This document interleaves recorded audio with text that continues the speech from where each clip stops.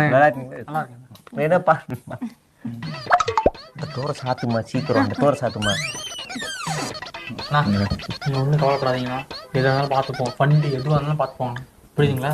இவர் இருக்காருங்கண்ணா, காலேஜ் வச்சுருக்காரு. ஃபண்டு நம்ம கேட்குற ஃபண்டு தான் அப்படியே இறக்குவாருங்கண்ணா. பார்த்துக்கலாம். சேனல் வச்சுருக்காரு, நமக்கு ப்ரொமோஷன் பண்ணி கொடுத்துருவாரு. 26 50 50 ஒன்றும் கவலைப்படாதீங்க. அப்புறம் நின்று பார்த்தீங்கன்னா அவன் பேசிட்டு எல்லாம் பேசிட்டு அவன் சரின்னு இருக்கேன் பார்த்து பேசி சொன்னாங்க பேசி சொன்னாங்க சிறப்பாக பண்ணுறாங்கண்ணா. ஐயா முன்னாடி ஒரு பிரச்சனை இல்லைங்கண்ணா, ஃபண்டு இறக்குவாரு, நம்ம வந்து ஜெயிக்கிறோங்கண்ணா. சரி அவ்வளோதாங்கண்ணா. ஃபங்க்ஷனுக்கு டைம் ஆயிடுச்சு, போயிடலாமா? அப்படியா? சரி சரி போயிடுவோங்கண்ணா.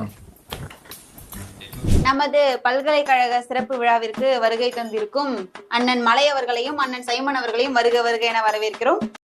இந்த பசங்க நல்லா வச்சு செஞ்சுக்கிட்டு இருக்காங்க இல்லை?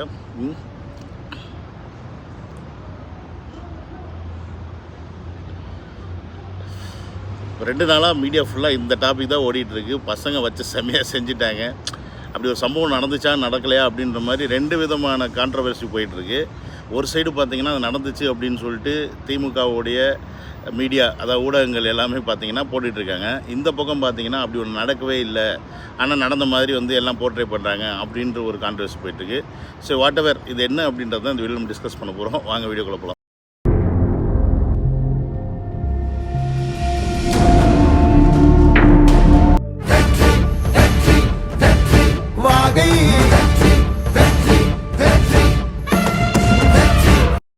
Welcome to Vijay stock and welcome to another video.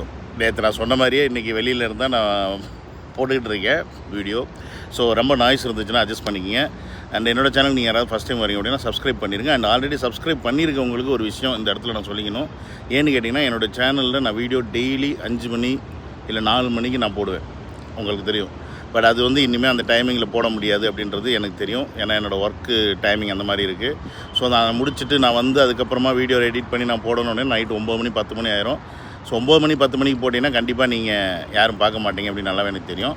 So அதனால் நான் என்ன பிளான் பண்ணிட்டேன் அப்படின்னா 8 மணிக்கு காலையில் ரிலீஸ் பண்ணலாம் முடிவு பண்ணிட்டேன். 8லேருந்து 9 இந்த 2 டைமில் ஏதாவது ஒரு டைம் வந்துடும். ஸோ நீங்கள் ரெகுலராக பார்க்குறவங்க என்னடா நோட்டிஃபிகேஷன் வரலையே அப்படின்னு நினச்சிங்க அப்படின்னா, நீங்கள் என்ன பண்ணுங்கன்னா, ஜஸ்ட்டு என்னோடய சேனலில் போயிட்டு ஒரு 2 வீடியோவை லைட்டாக ஒரு நிமிஷம் 30 செகண்டோ இல்லை 1 நிமிஷம் கூட நீங்கள் அப்படி நோண்டி பார்த்தீங்கன்னு வச்சுங்களேன், ஆட்டோமேட்டிக்காக யூடியூப் என்ன பண்ணோம்னா என்னோடய சேனல் வீடியோ வந்து ஆட்டோமேட்டிக்காக உங்களுக்கு ரிலீஸ் ஆகும்போது உங்கள்ட்ட வந்து நோட்டிஃபிகேஷன் கொடுத்துரும். இது வந்து யூடியூபோட அல்காரிதம் நிறையா அந்த மாதிரி விஷயங்கள் இருக்குது. ஏன்னா நம்மளே இப்போ ஏதாவது ஒரு சேனலில் போய்ட்டு லைட்டாக டச் பண்ணிட்டோன்னு வச்சுக்கோங்க, அதோட வீடியோவாக கண்டினியூஸாக ஒரு 2 நாளைக்கு வரும். நம்மளாம் அவாய்ட் பண்ணிட்டு போனால் தான் அந்த வீடியோஸ் வந்து ஸ்டாப் ஆகும். ஸோ அந்த மாதிரி வந்து இருக்குது. ஸோ அதை நீங்கள் புரிஞ்சுக்கணும். ஸோ நீங்கள் இனிமேல் அதனால் 8 மணிக்கு ஃபாலோ பண்ணுங்கள். எது எமர்ஜென்சி ஸ்பெஷல் நியூஸ் வந்துச்சுன்னா அது ஆஸ் யூஷுவல் உங்களுக்கு வந்து நான் முடிஞ்சுன்னா ஈவினிங்கில் நான் போட்டுருவேன். ஸோ புரிஞ்சுப்பீங்கன்னு நம்புகிறேன் என்னோடய சுச்சுவேஷனை. ஓகே கைஸ், நம்ம இப்போ வந்து இந்த சீமான் அண்ணாமலை கான்ட்ரவர்சி வந்து பார்ப்போம். ஏன்னு கேட்டிங்கன்னா, நெருப்பு இல்லாமல் புகையாது அப்படின்ற ஒரு விஷயத்தை வந்து நம்ம புரிஞ்சுக்கணும். ஒரு விஷயம் எப்போயுமே நெருப்பு இல்லாமல் புகையாது. என்றைக்கு ஒரு சீமான் வந்து ரஜினியை போய் பார்த்துட்டு வந்தாரோ அன்னையிலேருந்தே ஒரு விஷயம் நல்லா புரிஞ்சு போச்சு. என்னன்னு பார்த்தீங்கன்னா, ஆல்மோஸ்ட்டு இவர் வந்து பிஜேபி கைகூலியாக மாறிட்டார் அப்படின்றது புரிஞ்சிருச்சு. பட் என்ன ஒரு சிக்கல் இங்கே, ஏன் இது நேரடியாக வந்து வெளிப்படையாக பண்ணிக்க மாட்டேங்கிறாங்க? அண்ட் அதே சமயத்தில் சீமான் வந்து வர தேர்தலில் பிஜேபி கூட கூட்டணி வைப்பாரா அப்படின்ற ஒரு கேள்வியும் இங்கே எழுது. ஏன்னு கேட்டிங்கன்னு வச்சிங்களேன், இந்த இடத்துல தான் சீமான் வந்து லாக் ஆகிட்டாப்புல. எப்படி லாக் ஆகிட்டார்னா, கிட்டத்தட்ட 15 வருஷமாக நான் எந்த திராவிட கட்சிகள் கூடயும் நான் நிற்க மாட்டேன், மீன்ஸ் கூட்டணி வைக்க மாட்டேன் அப்படின்ற சொல்கிற அந்த தனித்தன்மை தான் இன்றைக்கி அத்தனை லட்சம் யங்ஸ்டர்ஸ் வந்து சீமானை ஃபாலோ பண்ணுறதுக்கான ஒரு விஷயமாக வந்து எல்லோரும் பார்க்கணும்.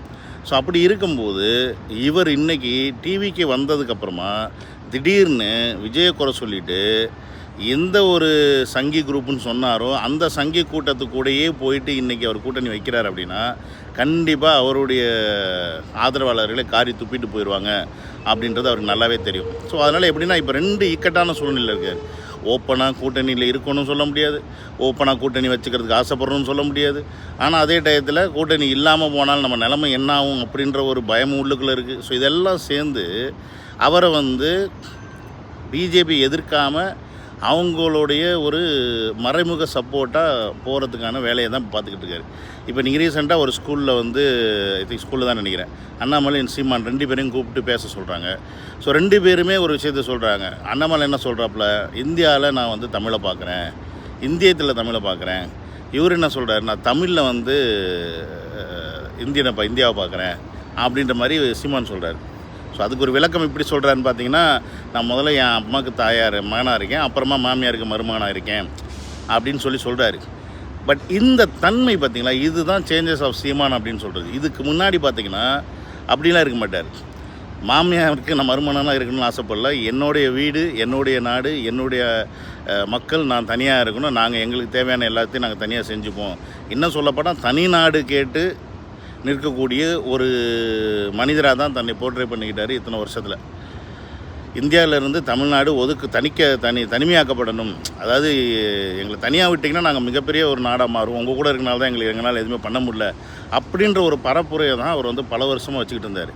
இன்றைக்கி நான் மகனாக இருக்க ஆசைப்பட்றேன், ஆனால் இந்தியாவுக்கு மருமகன் அப்புறமா நான் இருக்கணும்னு பார்த்துக்கலாம் அப்படின்றாரு. அப்போ என்ன அர்த்தம் சொல்ல வருதுன்னா, இந்த இடத்துல ஆல்மோஸ்ட்டு நான் இப்போவும் தமிழ்நாட்டுக்காக தான் பேசுகிறேன், ஆனாலும் இந்தியாவை நான் வெறுக்கலை, இந்தியாவோட சட்டத்திட்டத்தை நான் இது பண்ணலை அப்படின்ற மாதிரி சொல்கிறேன்.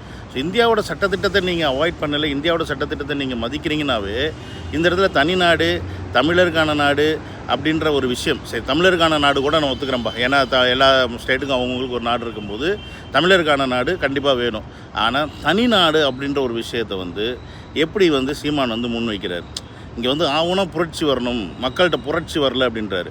புரட்சி அப்படின்றதாவே நம்ம மக்களுக்கு இருக்க மென்டாலிட்டி என்னென்னு பார்த்தீங்கன்னா, சண்டை போடணும், இப்போ சண்டை போடணும், அவ்வளோதான் மேட்ரு. புரட்சின்னா அதுதான், போராடணும், போய் கல்லை விட்டு அறியணும், வந்துட்டு போராட்டம் பண்ணணும், அதை இதை பண்ணணும். அரசியல் புரட்சின்னு ஒன்று இருக்குது. அதாவது ஓட்டு போட்டால் தான் நீ மக்களை ஓட்டு போட்டு ஒருத்தன் அந்த இடத்துல உட்கார வச்சா தான் நீ உனக்கு தேவையான விஷயத்த அவன் செய்ய முடியும் அப்படின்ற அந்த அரசியல் புரட்சியை சீமான் விதைச்சிருந்தார் அப்படின்னா இன்றைக்கி அவருக்கு வந்து ஓட்டு விழுந்துருக்கும். அந்த பாலிடிக்ஸ் தான் இன்றைக்கி தமிழக வெற்றி கழகத்தின் தளபதி அவர்கள் செய்கிறார். அதனால தான் அவர் மாநாடு நடந்தப்பயே எடுத்தோடனே கூட்டணிக்கு நாங்கள் தயார், யார் வந்தாலும் ஆட்சியிலும் அதிகாரத்திலும் சம பங்கு உண்டு அப்படின்ற ஒரு விஷயத்தையும் முன்வைக்கிறார். ஏன்னு கேட்டிங்கன்னா, அந்த விஷயம்தான் ரொம்ப இம்பார்ட்டன்ட். எப்படின்னா, ஆட்சி அதிகாரம் இது ரெண்டுமே இல்லைன்னா நீ என்ன பொசிஷனில் இருந்து என்னவாக இருந்து என்ன யூஸ். நேற்று ஒரு பேட்டி ஒன்று பார்த்தேன், ரோஜா அவங்களுடைய பேட்டி, செல்வமணியன் ரோஜாவின் பேட்டி. அவங்க வந்து சொல்கிற ஒரு விஷயம் வந்து பார்த்திங்கன்னா உண்மையான விஷயம் என்னென்னா, ரோஜா சொல்கிறாங்க, நம்ம ஒரு பப்ளிக்காக இருக்கும்போது ஒரு எம்எல்ஏ பார்த்து ஒரு மினிஸ்டரை பார்த்து நம்ம 1008 கேள்வியை கேட்டுடுறோம், நீங்கள் அதை பண்ண மாட்டீங்களா, இதை பண்ண மாட்டீங்களா, அப்படி இருக்க மாட்டீங்களா, இப்படி இருக்க மாட்டீங்களான்னு. பட் அந்த பொசிஷனுக்கு வந்ததுக்கப்புறமா தான் நமக்கு எவ்வளோ பவுண்ட்ரிஸ் இருக்குது, நம்மளால் எவ்வளோ கட்டுப்படுத்தப்படுறோம், நம்ம வந்து மற்றவங்களால எந்த அளவுக்கு கட்டுப்படுத்தப்படுறோம் அப்படின்ற ஒரு விஷயத்தை வந்து அந்த இடத்துல ரோஜா பதிவு பண்ணுறாங்க. ஸோ அப்போ இந்த ஒரு ப்ராக்டிக்கல் திங் தான் எம்எல்ஏ, எம்பியாக இருக்கட்டும், கவுன்சிலாக இருக்கட்டும், இந்த மாதிரி இருக்கவங்களுக்கு இந்த பவுண்ட்ரிஸ் இருக்குது. ஒரு ஸ்டேட்டோட சிஎம்மாக இருக்கிறவங்களுக்கு சென்ட்ரல் கவர்மெண்ட்டோடைய பவுண்ட்ரிஸ் வந்து பேஸ் பண்ணி தான் ரன் பண்ண வேண்டியிருக்கு. ஏன்னா அந்தளவுக்கு தான் நம்மளுடைய அரசியல் அமைப்பு சட்டம் இருக்குது, அந்த சட்டத்தை பேஸ் பண்ணி தான் இந்தியா நடக்குது. ஸோ அந்த மாதிரி ஒரு விஷயத்தை இன்றைக்கி நிறைய ஸ்டேட் கவர்மெண்ட் இருந்த விஷயத்தை எல்லாத்தையும் சென்ட்ரல் கவர்மெண்ட் எடுத்து இன்னமும் அதை சட்ட திருத்தன்ற பேரில் மேக்ஸிமம் பவர் வந்து அவங்க கொண்டு போயிட்டே இருக்கிறாங்க. அதை எதிர்த்து தான் இங்கே வந்து ஸ்டேட்டில் இருக்க எல்லா சிஎமும் போராடணும்னு பார்த்தா அது நடக்க மாட்டேங்குது. பட் அதை விட்டுவிட்டு அவங்கவுங்க உள்ளுக்குள்ளேயே அடிச்சுக்கிட்டு இருக்காங்க. அதுதான் இங்கே பிரச்சனையே. இப்போ தமிழ்நாடை பொறுத்த வரைக்கும் ஓகே, டிஎம்கே அப்படின்ற ஒரு கட்சி வந்து இப்போ ஸ்ட்ராங்காக இருக்குப்பா. இன்றைக்கி வந்து அதை மன்னராட்சின்னு சொல்கிறதுக்கான ரீசன் என்னன்னு கேட்டிங்கன்னா, அந்த அளவுக்கான அநியாயங்களும் அந்த அளவுக்கான அட்டூழியங்களும் நடந்துக்கிட்டு இருக்குது ஒன்று. பட் அதெல்லாம் மீறி நேற்று சிஎம் அவர்கள் ஸ்டாலின் எடுத்த ஒரு விஷயத்துக்கு வந்து மிகப்பெரிய ஒரு பாராட்டை நம்ம சொல்லி தான் ஆகணும். ஏன்னு கேட்டிங்கன்னா, அந்த உச்சநீதிமன்றத்தில் போயிட்டு ஆளுநர் எதிர்த்து ஒரு கேஸு போட்டார். அந்த கேஸும் வந்து வின் பண்ணிட்டாங்க.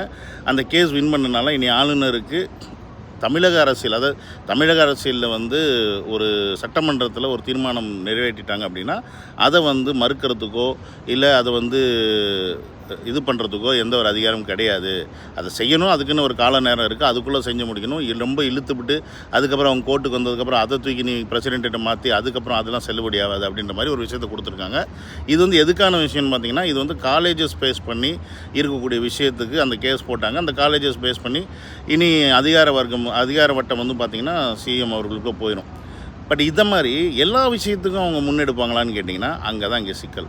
ஸோ மக்களுக்கு தேவையான விஷயத்தில் அவங்க முன்னெடுக்கணும். இதில் வந்து பார்த்திங்கன்னா ஒரு காலேஜில் வந்து ஒரு அதிகார வரம்பை வந்து அச்சீவ் பண்ணணுன்றதுக்கு ஆளுநரை மீறி அவங்க போடுறாங்க அப்படின்னா அதில் பின்புலத்தில் எந்த அளவுக்கு அதில் பண ஆதாயம் இருக்குது, எந்த அளவுக்கு மினிஸ்டர்ஸ் யார் அதில் போவாங்க அப்படின்ற விஷயங்கள்லாம் நமக்கு தெரியும்.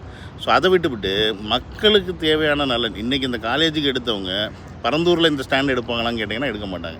ஸோ இந்த மாதிரி தான் அரசியல்வாதிங்க அவங்களுக்கு என்ன தேவையோ அதை தான் செஞ்சுப்பாங்க. பட் ஒரு சைடு ப்ளஸ் இருந்தாலும் ஒரு சைடு மைனஸ். இன்றைக்கி பார்த்திங்கன்னா பங்குச்சந்தையெல்லாம் பார்த்திங்கன்னா அந்தளவுக்கு இறங்கி போயிருக்கு, கச்சா விலையில் அந்தளவுக்கு இறங்கி போயிருக்கு. ஆனால் கேஸ் விலை ஏறிட்டுருக்கு. அதுக்கு தான் நேற்று தளபதி ஒரு ஸ்டேட்மெண்ட் போடுறாரு, எப்போ பார்த்தாலும் கச்சா விலையை இறங்கும் போதெல்லாம் பெனிஃபிட் அடைகிறவங்க ஒரு சில பேர், ஆனால் ஒட்டுமொத்த மக்களும் வந்து பாதிக்கப்படுறாங்க அப்படின்னு சொல்லி நேற்று கேள்வி எழுப்புறாரு. இதுக்கு உடனே எடுத்துக்கிட்டு வருது யார், நம்ம தமிழிசை அக்கா. நீங்கள் படத்துக்கு மட்டும் டிக்கெட் வைக்கிறீங்க, எதுக்கு மட்டும் அதிகமாக வைக்கிறீங்களே, அதை பற்றி நீங்கள் பேசலாமா அப்படின்னு சொல்லி எப்போ பார்த்தாலும் இந்த படத்தை பற்றியே பேசிகிட்டு இருக்காங்க. சரி, படம் நீ படம் அந்த மாதிரிலாம் நீங்கள் சொல்லுவீங்கன்னு தெரிஞ்சு தான் அவர் உஷாராக நான் அரசியலுக்கு வரும்போது படம் இனிமேல் நடிக்க மாட்டேன் அப்படின்னு சொல்லிட்டு வர்றாரு. புரியுதுங்களா? ஏன்னா உங்களை மாதிரி கேன புத்தி உள்ளதுங்க, தற்குறி புத்தி உள்ளவங்க, உங்களை ஃபாலோ பண்ணுற தற்குறி பரதேசிங்களும் இதை தான் பேசுவாங்க. படம் பார்க்குறது அவங்க விருப்பம், அது எத்தனை வாட்டி சொன்னாலும் புரிய மாட்டேங்குது. இஷ்டம்னா போய் பார்க்க போகிறான், இல்லைன்னா இல்லை. ஆனால் கேஸ் அப்படின்றது அத்தியாவசியம். ஒவ்வொரு வீட்லேயும் வந்து இன்றைக்கி கேஸ் இல்லாமல் இல்லை. மெஜாரிட்டியான வீடுகள் 95% 96% வீட்டில் கேஸ் இருக்குது, ரோட்டில் இருக்கவங்கள தவிர. சொல்லப்போனால் ரோட்டில் இருக்கவங்க கூட அங்கங்கே கேஸ் வச்சுக்கிட்டு சமைச்சிக்கிட்டு இருக்காங்க. அந்த அளவுக்கு ஒரு அத்தியாவசிய தேவையான பொருட்கள் விலையேற்றும் போது அதை பற்றின ஒரு கருத்து சொன்னால் உடனே எடுத்துகிட்டு வந்து எதை நோட்டுறாங்க பாருங்கள். ஸோ இப்படி பல விஷயங்கள் இதில் இருக்குது. ஆனால் இதெல்லாம் வந்து நம்ம அரசியலாக புரிஞ்சுக்கணும்.